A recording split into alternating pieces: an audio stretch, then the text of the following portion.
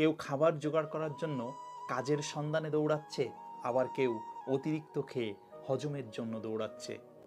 গভীর রাতে কারো বিলাসবহুল গাড়ি থামছে নিষিদ্ধ পল্লীতে, অথচ ঘরে অপেক্ষারতা স্ত্রী দীর্ঘশ্বাস ফেলছে।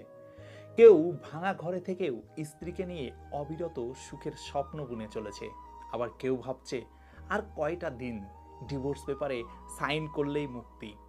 কেউ একটা সম্পর্ককে টিকিয়ে রাখার জন্য রীতিমতো যুদ্ধ করে চলেছে, আবার কেউ সন্তান ডাস্টবিনে ফেলে দিয়ে দায়মুক্ত হতে চাচ্ছে। কেউ একটা সন্তানের জন্য সারা জীবন হাহাকার করে যাচ্ছে। কেউ লাখ টাকার ডাইনিং টেবিলে বসে তৃপ্তি সহকারে ভাত খেতে পারছে না, আবার কেউ পেঁয়াজ কাঁচামরিচ কষলিয়ে গোগ্রাসে ভাত খেয়ে ফেলছে। কারো দামি পালঙ্কের উপরে শুয়েও ঘুম হচ্ছে না, রাতে ঘুমের ওষুধ খেতে হচ্ছে, আবার কেউ হিমেল হাওয়ায়